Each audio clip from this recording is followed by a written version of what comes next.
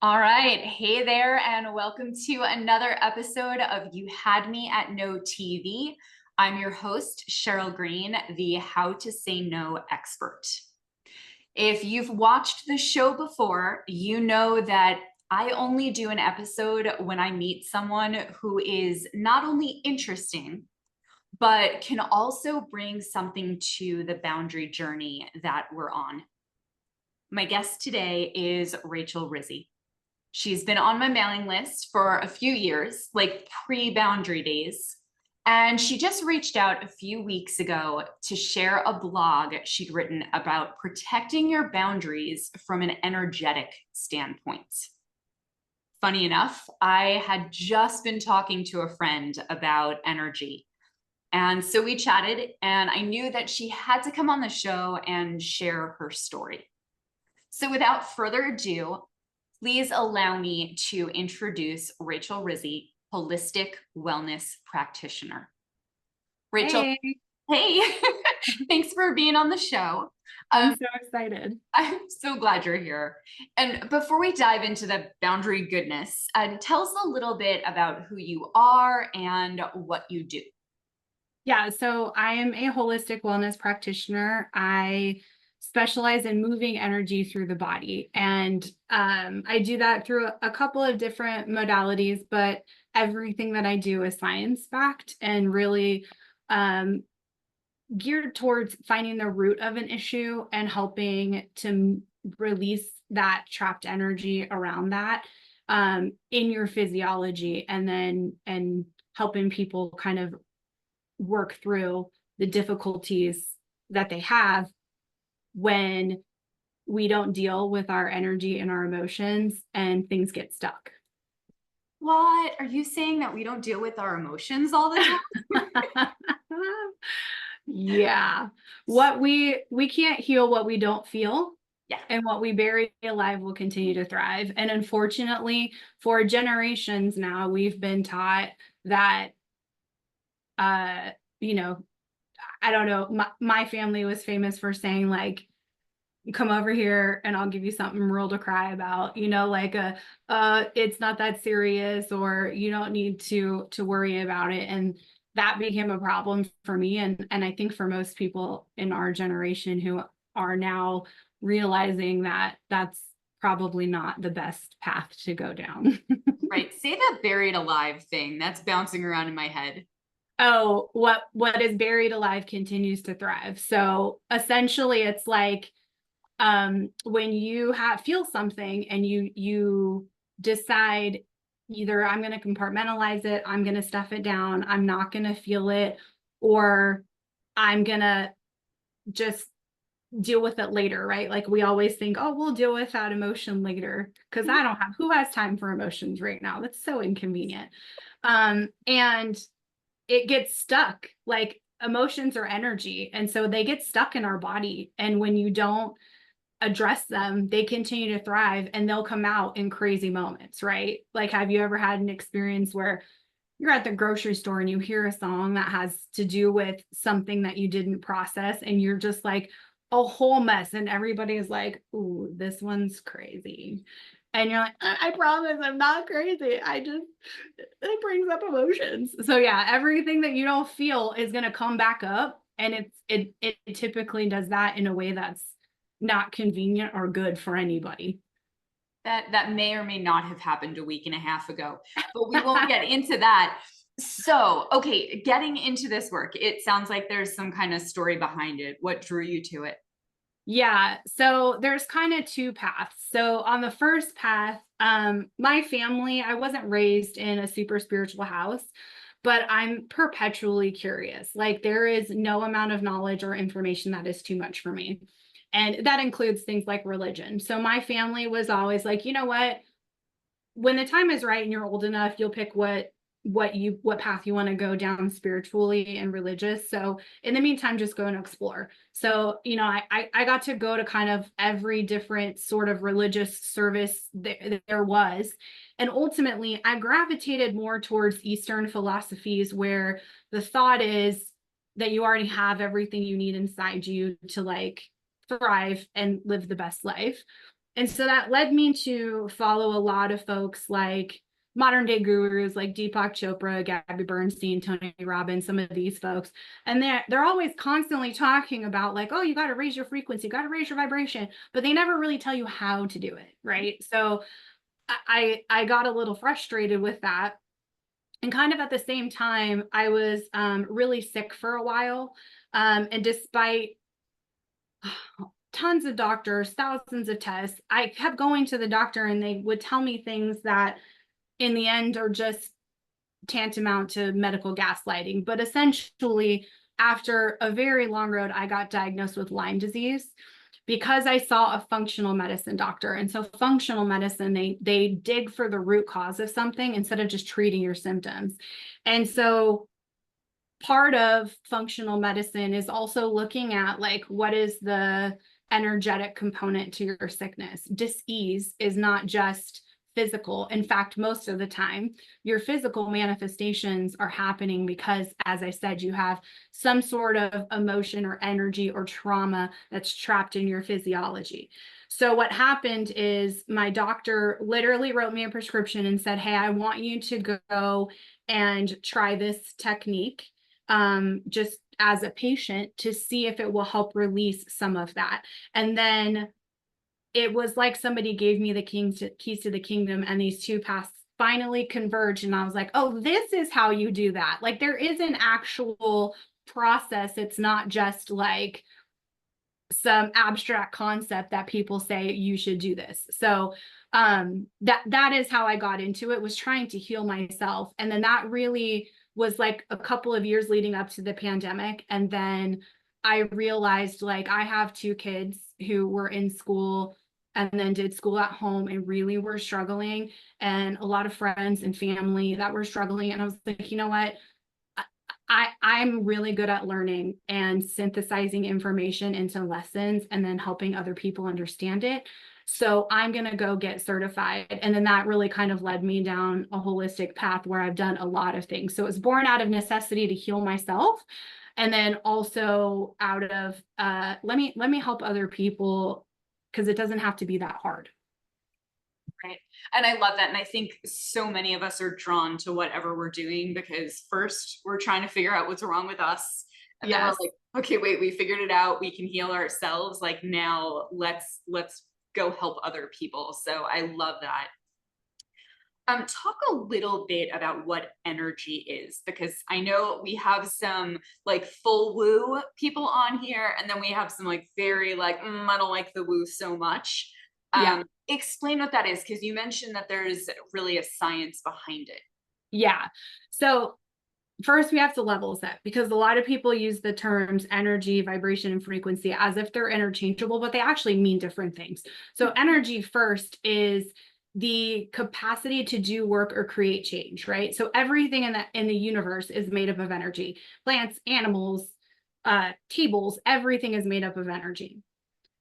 Everything that is made up of energy also vibrates, right? So vibration is just the back and forth movement or the oscillation, the motion around a point of equilibrium. So again, everything in the universe vibrates, and typically it vibrates at a specific frequency.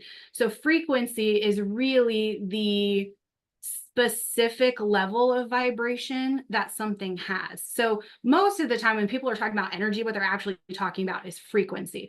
So we each as humans have our own frequency. We have our home frequency or our baseline frequency.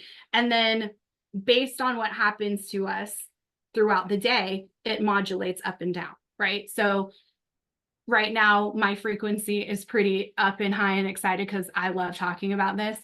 5 minutes from now, if I get off this call and then I go downstairs and my teenagers have left a mess, which is pretty common occurrence, I'm going to get a little agitated, and that's going to drop my frequency, right? So when we talk about that, when we talk about energy, what we're actually talking about is frequency. And what's cool about it is, you mentioned, there are people who like are on the full woo scale, and then there's folks that are on the science scale. What's cool about all of this is universal, and it really applies to both places, but there is a science behind frequency and energy and how that works. So specifically how it works in humans, is anything that creates an electrical impulse also creates a magnetic field.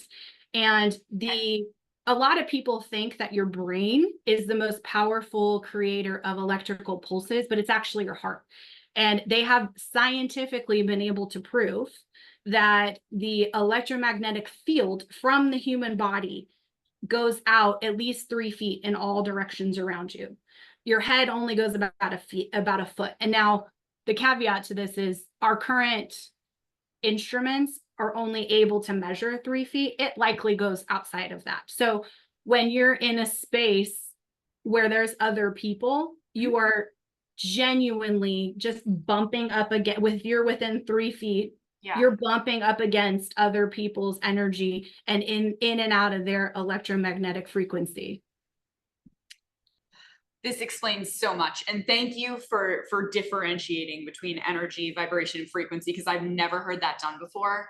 And that's huge.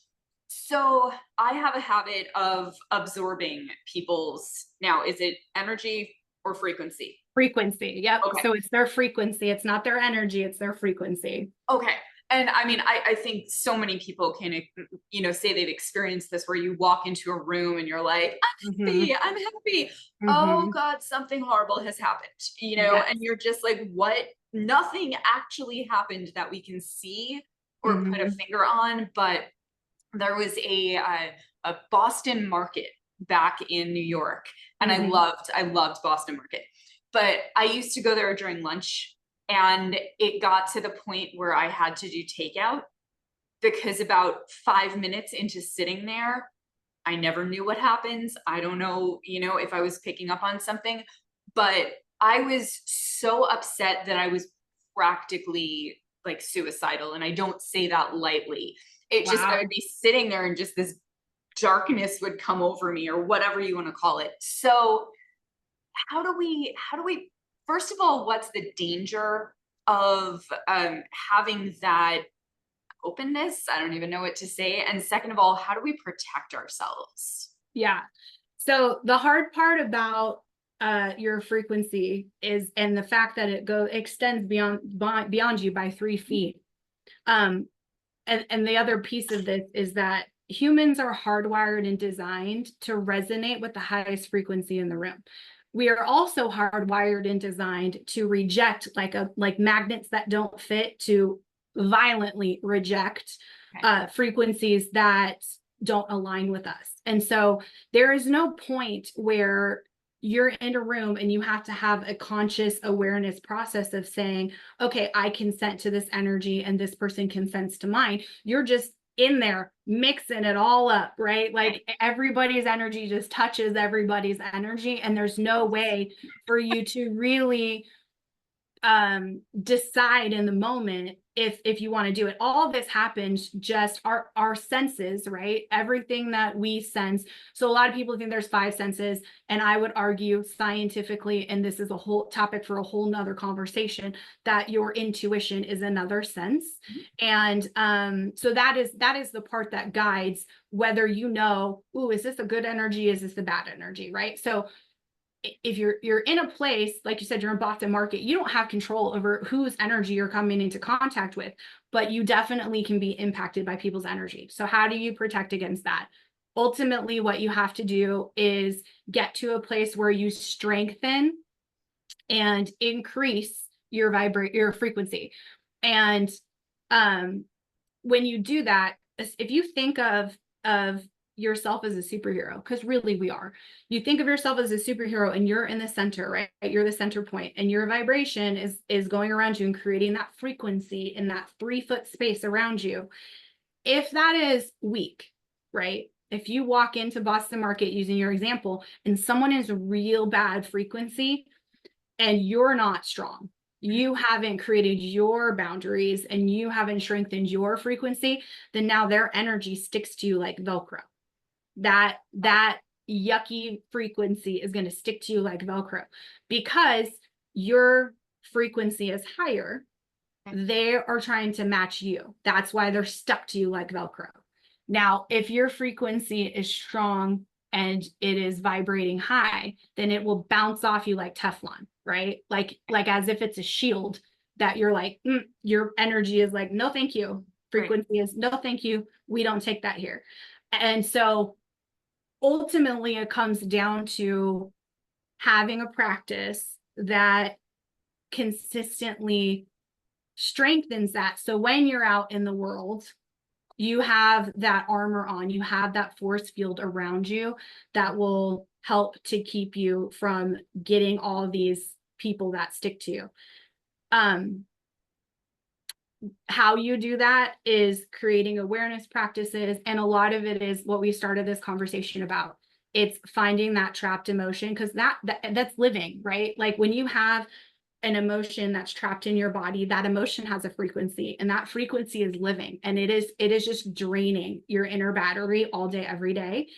Like a computer that's plugged into a wall that isn't like, you're not actively using it, but the screensaver's there, it's running in the background, and all of that drains your energy. So how you strengthen the force field, how you strengthen that, is rooting out all those things and getting them out of your system and releasing them, so that you're stepping into your full authentic self, empowered with the highest frequency as your baseline. Like that's really how you can do that. So if I'm understanding correctly, so if I walk in somewhere and my vibration, my frequency is super high and super strong, am I going to positively impact the people around me? Yes. So that is also the beauty. That's the good side of, nobody gets to ask for energetic permission, right? They've done studies where they put 4 people in a room, and 3 people were asked to do a technique that raised their frequency. I'm actually going to teach you this technique. Cool. Or it's a start of one. 3 of the 4 were asked, so they all sat, facing each other in a square. And 3 of the 4 were asked to actively do something that would increase their frequency. And the 4th was just told to sit and observe. And they have all these electrodes on their head and they measure, and the 4th person raised. And that is because, again, we're hardwired and designed to resonate with the highest frequency around us. So this is actually when I say it's your superpower. People think that they have no power, that the world is crazy, that my prayers, my thoughts, my frequency doesn't matter, but it does. So let's say that, let's use your Boston market example. So you're back in Boston market, you sit down, you're there for 5 minutes, and you have this wash of come over you, and you got all these Velcro sticking, tentacles of Velcro, of energy sticking to you.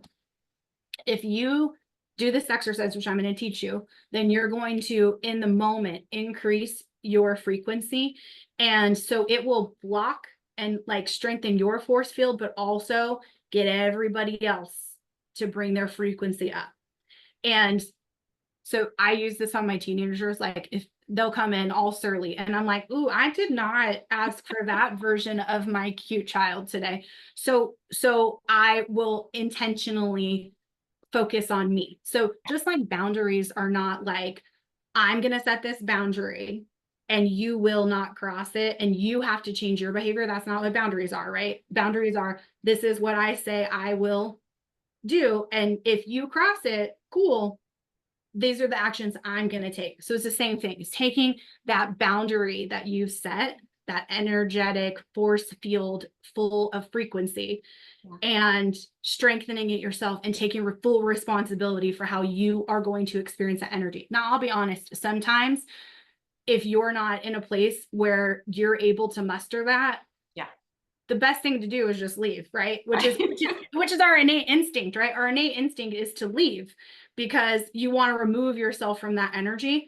But try it if you're I've done it in the grocery store line where this lady was being like a total Karen in front of me, and I'm like, this person is making minimum wage to bag your groceries. They didn't make the tomatoes. Like, can you just, right?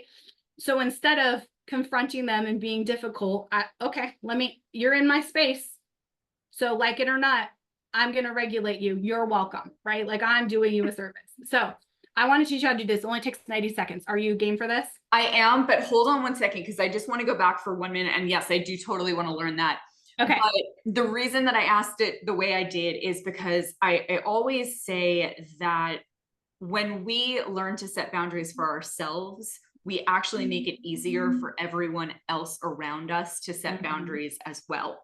So I Yes. love the fact that when it comes to our frequency, like we have that, like, focus on you, get your house in order, and then it's actually going to improve the experience of everyone around you. So I Yes. love that. I Yes. absolutely love that. Okay, I'm all ready. Let's do this. Okay. So, this is what's cool about this technique is that it's actually designed scientifically to be done anywhere at any time, eyes wide open. You can do it with your eyes closed. It doesn't matter. And what's cool about it is nobody's even gonna know you're doing it unless you tell them. I've actually been doing it the whole time that I'm on this call with you, but you wouldn't know because I didn't tell you. Okay. Right. So attention, we know that attention, energy flows where attention goes, right? So we're going to focus on your heart space. And that is also, again, where the majority of the energy flows, where your frequency comes out of, right? So focus your attention on your heart space. Imagine that your breath is flowing in and out of your heart space. And you want to breathe a little deeper than you normally do, but find a pace that's comfortable for you.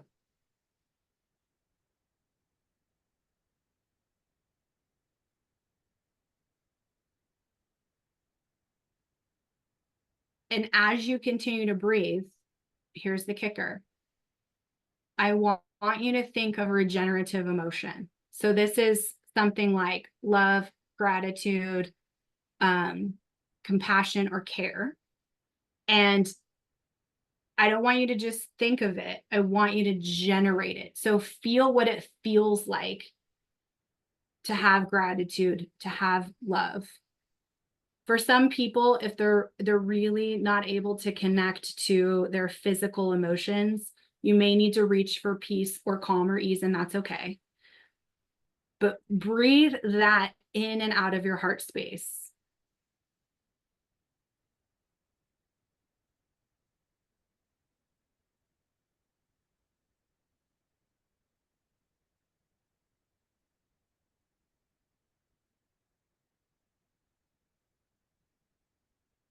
Take a few more deep breaths, and when you're ready, come back to conversation.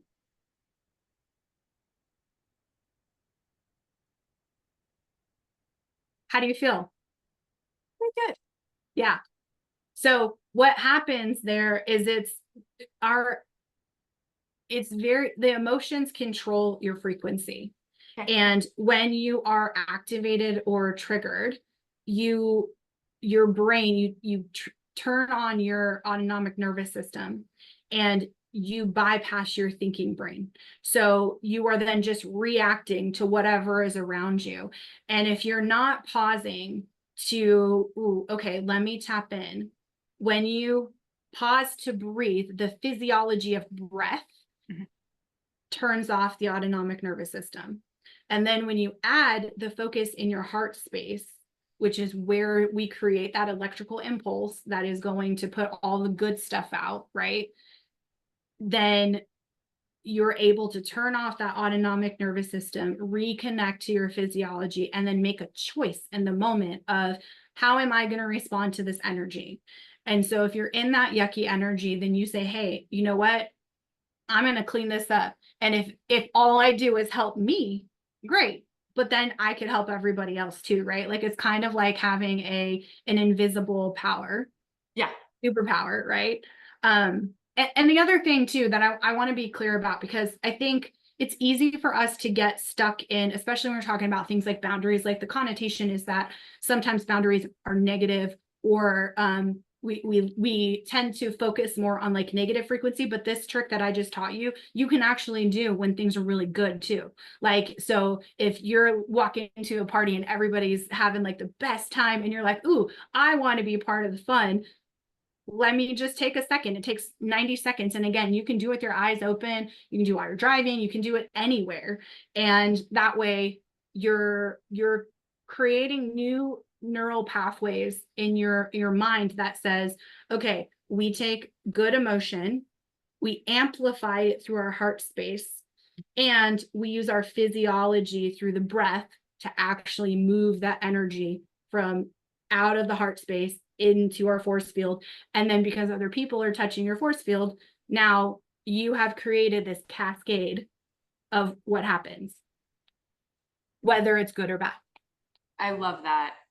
I love that. And I love it. You mentioned full responsibility. And that's another one of the things that I preach about boundaries. So I love that, like, when you are empathic or whatever you want to call it, like, we have a tendency to say, like, oh, well, they put me in a bad mood, or they did this. But you're giving us the power to actually protect ourselves and to help other people. So I love that. It's a great way to shield too. Like if you're with your kids, and I'll give you a couple of really quick examples of how you can use it, both positive and negative. So I'm a huge VGK fan, right? So we're based in Las Vegas. I'm a huge VGK fan. So this was the year that we won the Stanley Cup. It was the last home game. And we had one more game after that that we needed to win, but it was on the road. So it was the last home game, the sold out, no seats anywhere. And I'm lucky enough that my best friends had some free seats, and we were 10 rows off the glass. It was great. There was a person in front of us. It was a woman, and she would turn around and lock eyes with someone and do this motion like this, like she wanted to start a wave. And then she would find somebody else and then find somebody else. And she found a lot of people in our section. And then she went to the next session and she was like, and so this process took, a few minutes, and then ultimately she sat back down, and then something, cool happened on the ice. And then she turned around again and was like, okay, and are we ready? And she locked eyes and was like, okay, and went through all the people she connected with. So then she did the wave, and it went through our section and the next section and kind of petered out. And she was like, okay, we're going to do it again. So we do the wave, we go to the next section, and then it gets halfway around the bowl. Then we do it again, and it goes all the way around the bowl. And she was like, yeah. And then we do it again, and now the upper bowl is happening. And then it went around probably a good 4 or 5 times, where the entire stadium was responding to one person's really awesome vibration in the moment, right? She was like, this is awesome. We're going to show how much energy we have. And it was one of the coolest things to actually like feel and witness. And it's so simple, but it was like one person was like, I'm gonna make this happen because my energy is awesome and I'm gonna amplify everyone else. And then that's what happened, right? It was so cool. So cool. That's how you use it in a good way, right? Now then you have like the negative ways, right? Where so if you ever walk into a room, like, so I'll use my husband. My husband and I have been together for almost 28 years, and I love him. But sometimes, he's in a mood. And if he's in a mood, then my kids are in a mood and everybody's in a mood. And sometimes I'm just like, okay, we're going to play that game. I'll jump on the petty train. I'd love to say that I'm perfect, but I always say that I'm in a war between my inner Buddha and my inner gangster, and sometimes the gangster wins. And so on this particular day, we were out in the pool, and the kids were bickering. I have teenagers. That's what they do. They were bickering. And then he started joining in with the bickering. And I was like, oof, fine. Okay. I'm going to join in on the bickering train. And before you know it, we're playing the most aggressive, like, injuries happened game of Marco Polo that ever there was. And at the end of it, I was like, oh, we all got hurt. It was not even fun. We were just really going after each other. So maybe next time mom's going to be, usually I'm the one that's like, okay, I'm going to center or ground the family. Oh, but sometimes when you join in though, it can be scary. So you're saying with great power comes great responsibility. Yes. And that can be a drag, because sometimes it's like, I don't want to be the one to center the whole family, right? Yeah, you want to have your cranky pants time too. Right. I hear. I hear it. I love that. Thank you. Thank you for sharing that with us. So tell us, how do people work with you? Why do they come to you? Like, what's the presenting problem that people know about? Yeah. So usually people come to me because they feel like really overwhelmed and like they're being pulled in 50,000 directions. They likely have some sort of trauma because let's face it, at this point, none of us are getting out alive without it. And they're really frustrated because they've tried everything medically, they've gone to therapy, they've done all the things that they're supposed to do, and they can't seem to break through. And so what I do is I'm actually just getting ready to launch a new version of my program called Functional Frequency. And the whole goal of the program is to help you find where are those emotions and those frequencies stuck. A lot of times you don't even realize they're there. Like it's things that happened to you when you were little, you don't know that they're there, but it's affecting you. So I help people figure out where that stuff is, and let's heal that, let's get that out, let's release that. And so now we're clearing up some energetic space in your body and some frequency. Then we look at people who, so a lot of folks who come to me are really stuck in the shoulds, like the real toxicity of I should do this, I should do that, I should be here by now, I should have this. And so we look a lot at the conditioning and how we just respond. So when we receive frequency, so much of our physiology is just automatic processing based on our conditioning. So we bring awareness to how am I processing energy and frequency that is conditioned? How much of that response is conditioned? And is that even who I want to be? And then once we kind of heal the hard stuff, the emotions, we excavate that, we get rid of the conditioning, then it's the fun stuff. And it's really like, okay, who are you under all of that? Who is the authentic version of you? And then it's a really fun game of science. And what's your baseline frequency? What does it look like? Who are you at baseline? And then where do you want to go? And we look at the whole dimensions, like your physiology, your spirituality, your social, like we're looking at you as a whole person, and how are we going to raise your frequency in all of those places. And that sounds overwhelming, but we don't do it all at once. It's like, okay, let's pick a focus, right? And so really it's just about trying to uncover the ways in which we automatically respond to frequency and how we keep energy trapped, release that, and then get you thriving and get you in the driver's seat of your energy and creating the boundaries and being the superhero, and then leveraging the awesomeness that is you authentically to go out in the world and impact it positively, instead of bringing your gross energy everywhere you go, like a bunch of baggage with you. Right. Right. I love that.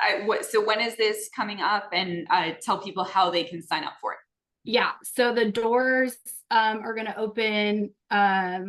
I think August 12th is our first week of the new program on social. So Facebook and Instagram, it's Chasing Frequency Official. And then on my website, it's chasing dash or hyphen frequency.com. So on my website, they can join up for the wait list for as soon as registration opens. And then they can also sign up for my blog and see all the other stuff that I'm doing. Awesome. Awesome. Okay. Anything that I didn't ask you that I should have? I don't think so. I think we covered everything. I guess if there was a final thought, it would be we have a tendency, as you pointed out, to give away our power or to think that we're not powerful. And we also think that if we're going to get that way, it takes a long time. That technique that I taught you, if you do that 3 to 5 times a day for 6 to 9 weeks, you're shifting your baseline without doing anything else. That's it. 3 to 5 minutes a day, 6 to 9 weeks. And then you will see a massive difference. We are so much more powerful and capable than we give ourselves credit for. And it doesn't have to be hard. Thinking that it has to be hard is conditioning. Yeah. So you're powerful. You own your frequency, and you get to be like a scientist affecting everybody else's. So own that. Step into the world feeling a little more confident about what's happening in the world by knowing that you can impact it just by being in it. Amazing. I love that. Thank you so much for Thank you. This was fun. And I learned a lot. Folks, go to her website, sign up, join the wait list. We might be classmates because this sounds pretty cool to me too. I'd love to have you. Oh my God. I feel a little bit lighter, and I'm thinking about all the situations where I just kind of like squash down my feelings, and I'm like, oh yeah, that's probably not healthy. Yeah, we when we feel something, Yeah. what a lot of people do is you intellectualize it. So fun fact, the physiology, the neurotransmitters, the cascade and the physiology of experiencing an emotion only lasts 90 seconds. Right. If it lasts more than that, it's because we're ruminating, we're repressing, we are resisting, we are intellectualizing the experience of emotions. Yeah. And so, yeah, I could talk about this stuff all day. Well, thank you. Thank you again. I will put the links in the comments or wherever this happens to be. Thank you for watching. And please, if you haven't already, head over to SherylGreenSpeaks.com. Sign up for my newsletter as well, and you will get a how to say no cheat sheet that you can download for free. So thank you all so much, Rachel. Thanks again for being on the show. And next time I meet somebody super interesting, there will be another episode. Take care. Awesome. Thank you.